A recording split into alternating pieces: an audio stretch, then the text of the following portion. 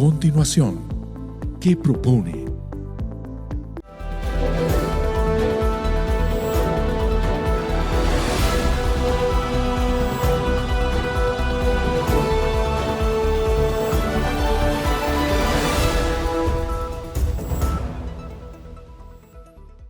Hola, ¿qué tal, amigas, amigos? Bienvenidos una vez más a ¿Qué propone? Bueno, a este programa le vamos a dar una vuelta porque ya entrevistamos a todos los candidatos, ya pasaron las elecciones primarias, pero vamos a analizar precisamente lo que ha ocurrido después de esas elecciones primarias. En principio, revisemos qué ha transcurrido en estos días después de la primaria para luego recibir a nuestro invitado de hoy. En su tercer y último boletín de participación, la Comisión Nacional de Primaria informó que 2.307.635 votos fueron escrutados dentro de Venezuela y 132.780 en el exterior durante la elección del pasado 22 de octubre. De esa cifra, María Corina Machado se lleva 2.253.825 votos, 92,35% del total, muy lejos del segundo contendor por Acción Democrática, Carlos Prosperi, quien logró 112.523 votos o 4,6%. La administración de Nicolás Maduro ha negado la participación masiva en la consulta del domingo y dice tener pruebas de que se está frente a un megafraude.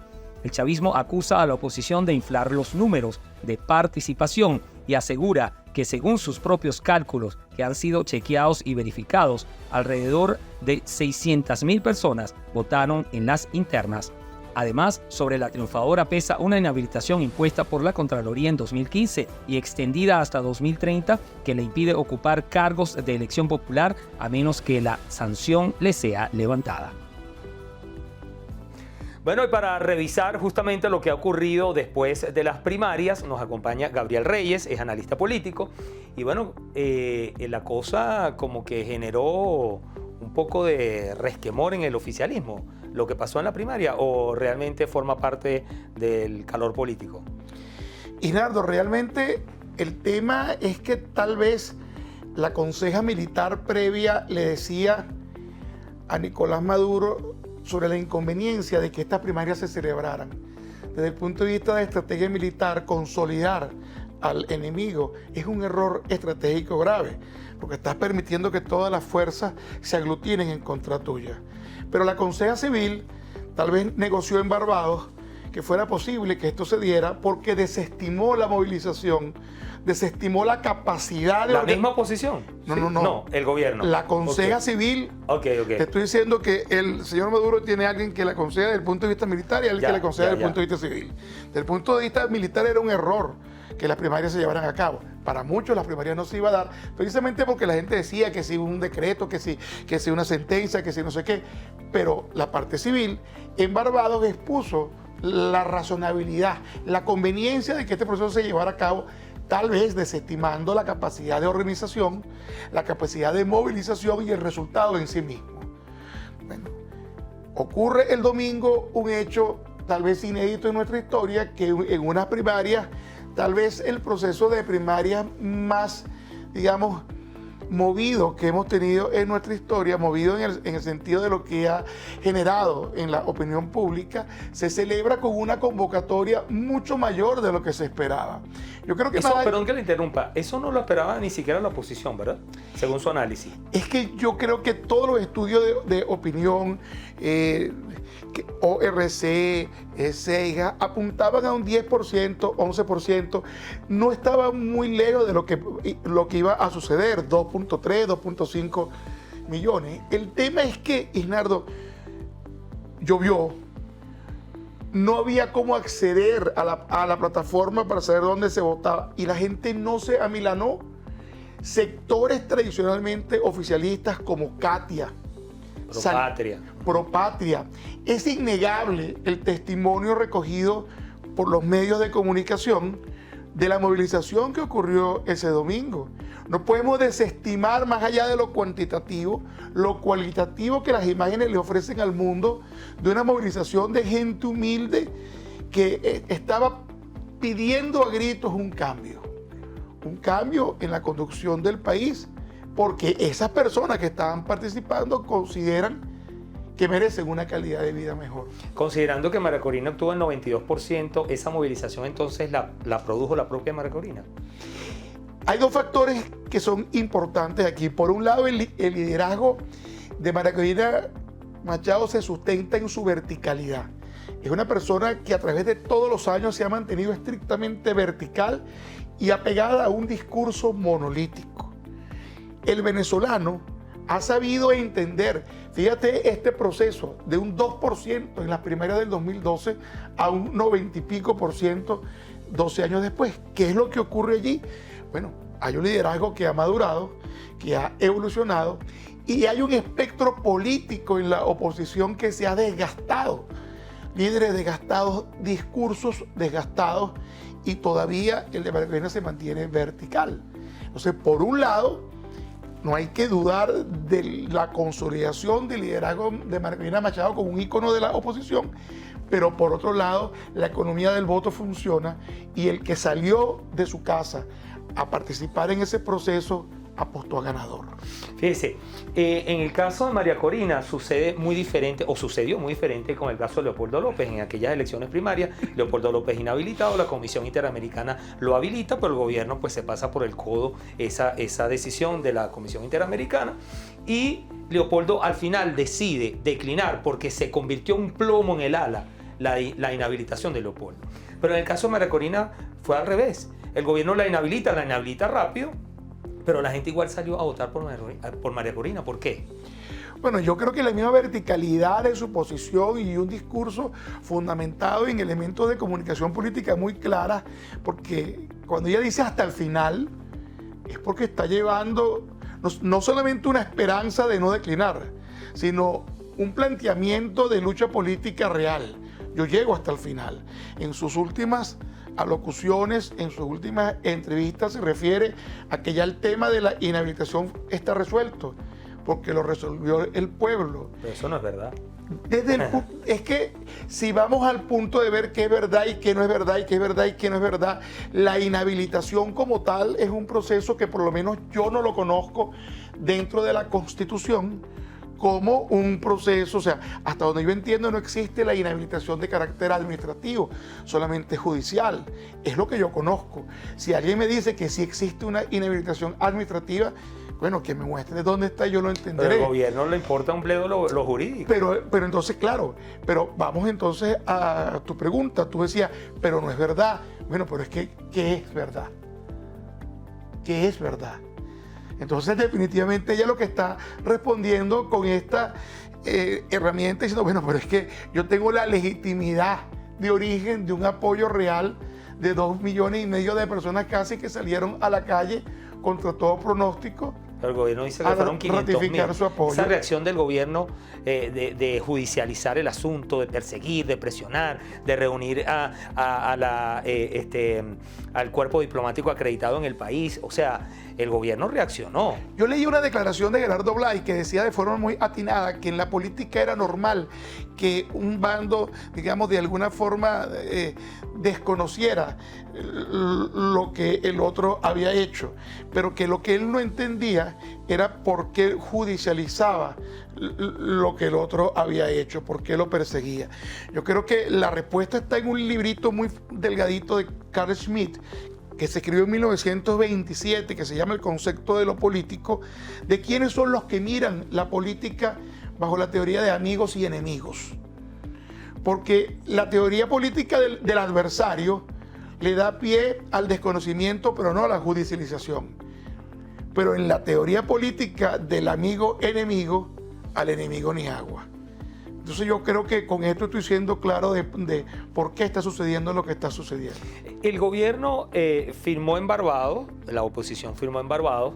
De hecho, tengo entendido que parte de ese acuerdo, le voy a hacer la pregunta, pero lo vamos a responder en la próxima parte porque ya tenemos que irnos a la pausa. Pero bueno, el gobierno firma, la oposición firma y se realizan las primarias. El gobierno incumplió con la actitud de judicializar, lo va a responder en la próxima parte. Ya venimos con más de qué propone y nuestro invitado Gabriel Reyes, analista político, valga la redundancia, analizando lo que ha pasado después de las primarias.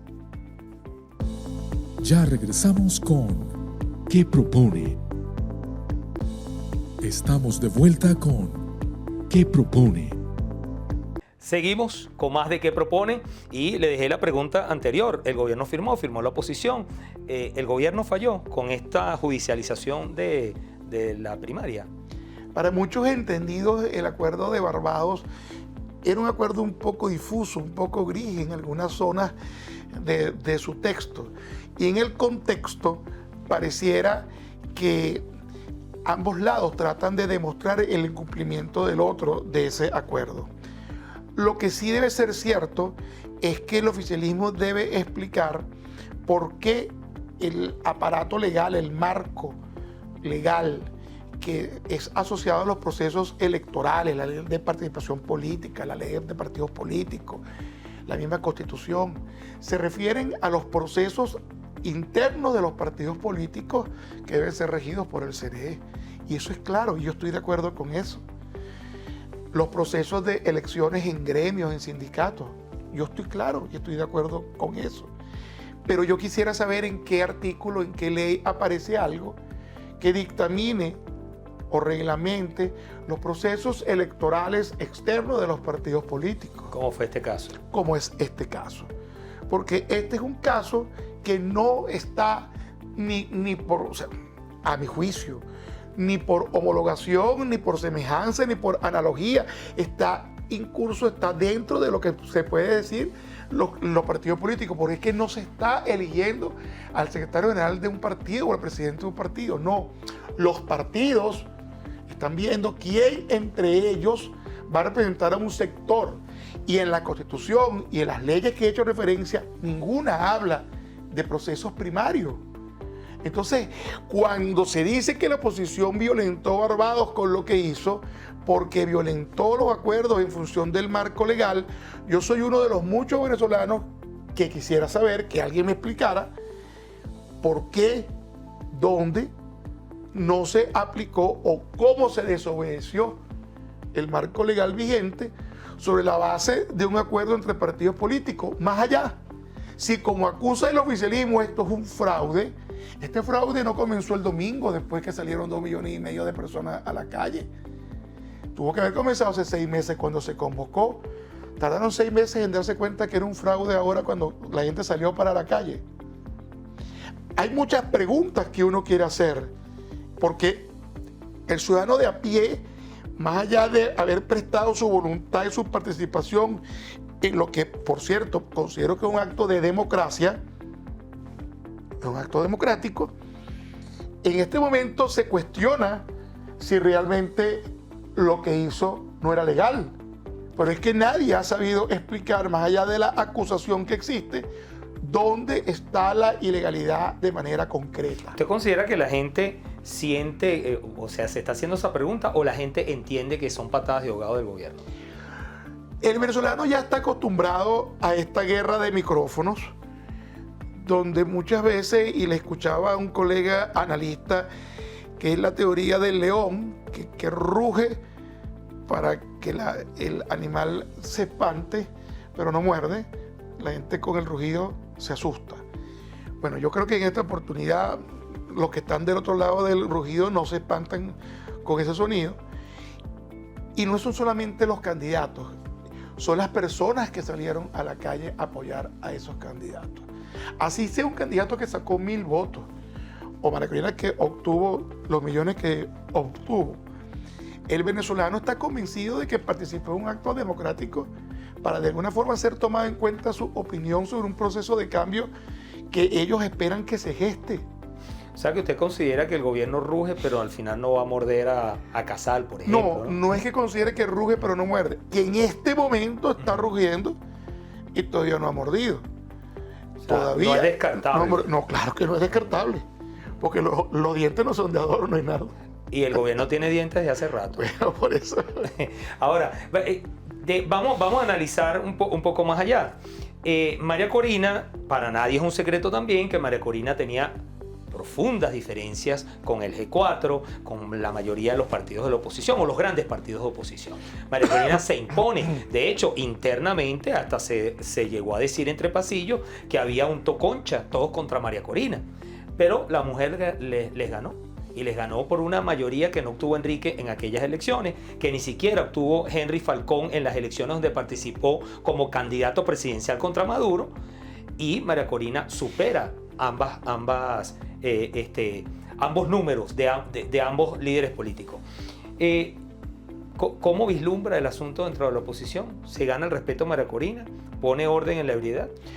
Bueno, yo creo que en la mitad de lo que hemos visto en las horas posteriores al proceso, podemos verificar a un secretario general de un partido tradicional desmentir a su candidato y decirle que él está hablando cuenta propia en nombre y no en nombre del partido, ratificar el apoyo del partido a María Corina, y definitivamente eso lo ha hecho la gran mayoría de los líderes de los partidos del establishment, porque al final yo creo que la ecuación es al revés. Tú pudiste percibir que antes estaban todos contra ella, pero ahora todos saben que se está construyendo un nuevo establishment y no quieren quedar afuera. O sea, hay reacomodo. Claro, pero es que hay un reacomodo por supervivencia. Y hablando de reacomodo, María Corina anuncia que ella se quiere sentar en Barbados también, que va a hablar con Gerardo Blay. María Corina ha hablado siempre de que las negociaciones no se han hecho como se deben hacer. Entonces, es decir, que si María Corina se sienta en este momento o se incluye algún representante de María Corina en esas reuniones que se están celebrando entre gobierno y oposición, la cosa puede ser diferente, según lo que usted revisa. Lo que pasa es que aquí hay dos cosas que son ciertas y son antagónicas.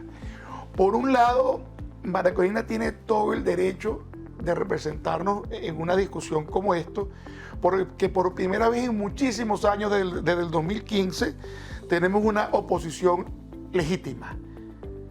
La legitimación vino con este proceso. Entonces, el derecho de ella de ser portavoz de la oposición es legítimo e incuestionable. Pero por otro lado, el oficialismo tiene el derecho de vetarla en virtud de que un proceso de negociación tiene que garantizar un diálogo entre las partes.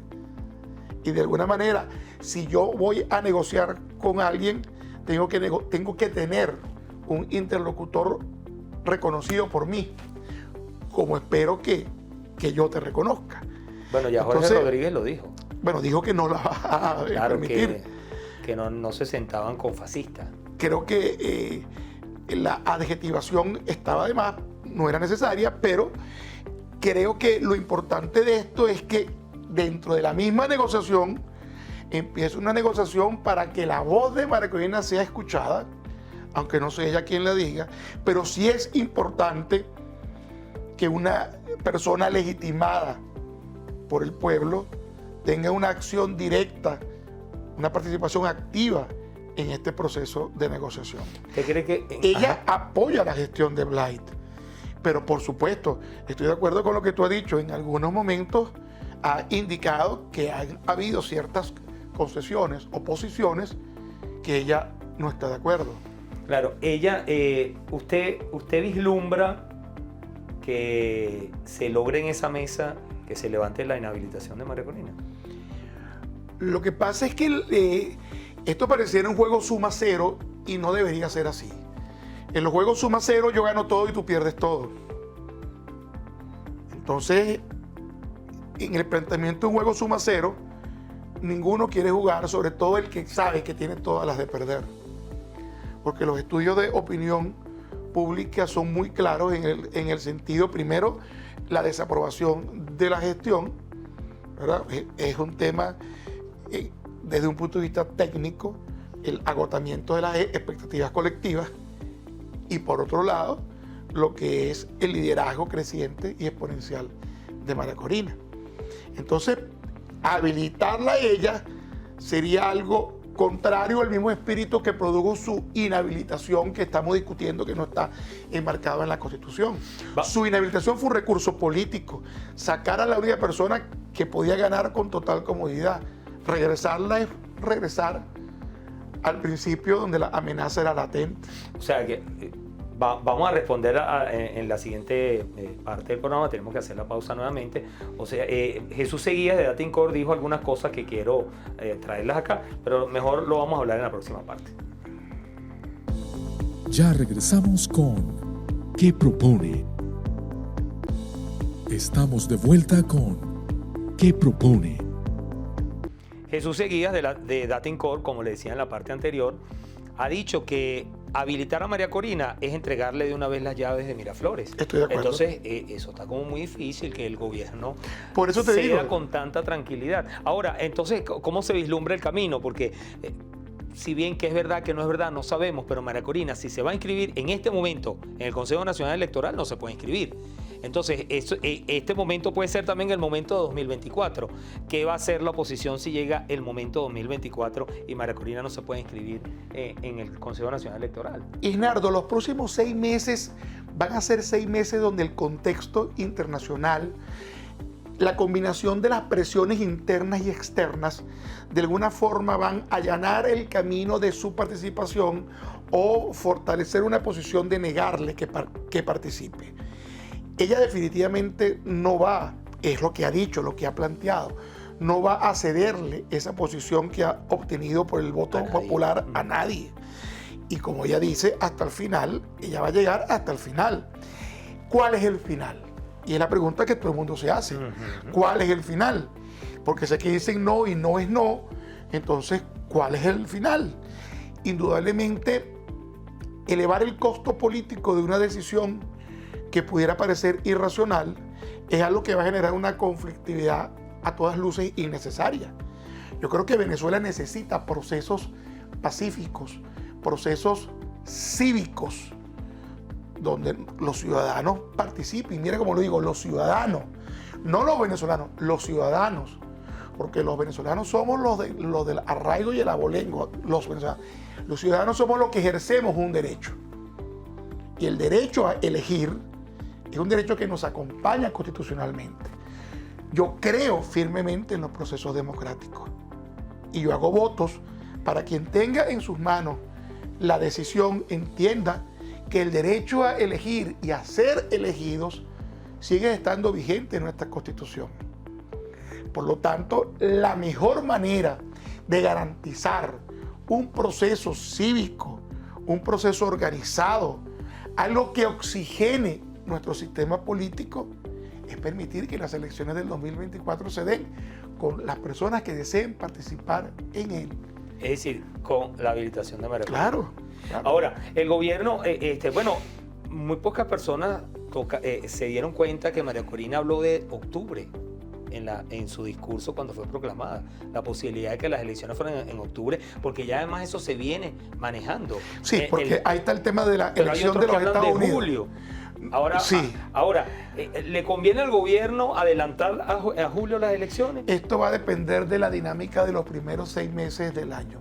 Precisamente hasta qué punto, y aquí el oficialismo ha sido muy hábil en la gestión de la opinión pública, del tracking constante, y va a poder medir y palpar dónde empieza a elevarse el costo político de sostener y mantener la inhabilitación.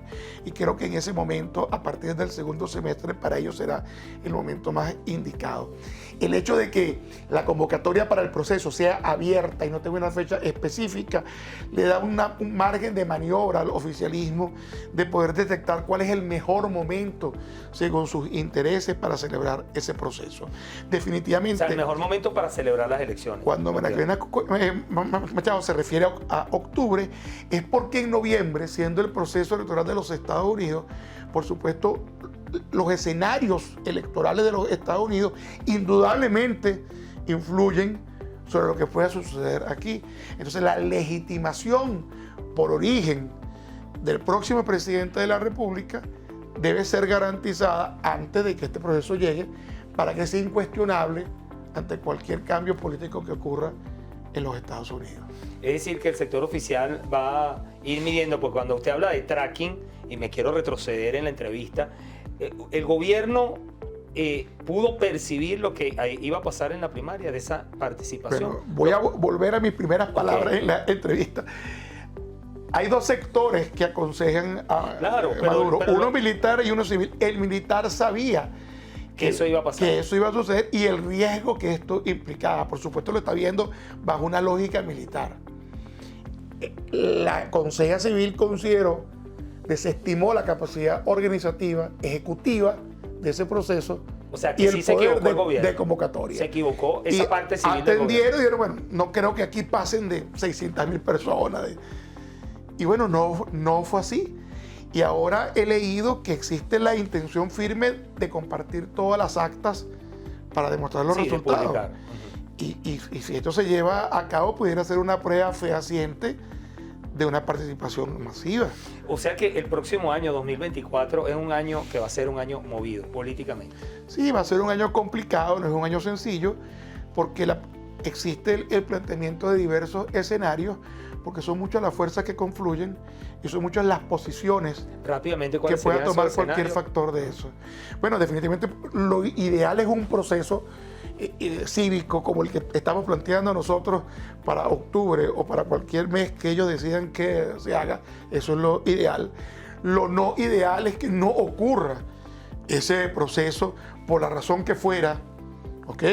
Incluso por razones extraelectorales. O sea, esto me hace, ya se me acabó el programa, pero es que no quiero dejar de preguntar esto.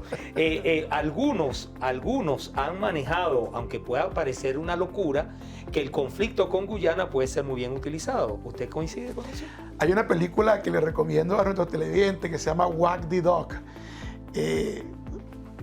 Ahí te la dejo. Ok, no la he visto. Tengo que revisarla. Es vieja y es muy buena. What? Wag the Dog, como el perro mueve la cola, pero eso creo que se llama la cortina de humo en español. Bueno, en Argentina pasó con las Malvinas, algo así. Wag the Dog. Ok, muy bien, muchas gracias. Gracias, Leonardo. Gabriel Reyes, analista político, nos acompañó a nosotros en ¿Qué propone? Y nosotros vamos a seguir haciendo cambios en este programa, hasta posiblemente le vamos a cambiar el nombre, porque vamos a seguir revisando de aquí a 2024, mucha agua debe correr bajo el puente. Así que nos seguimos viendo.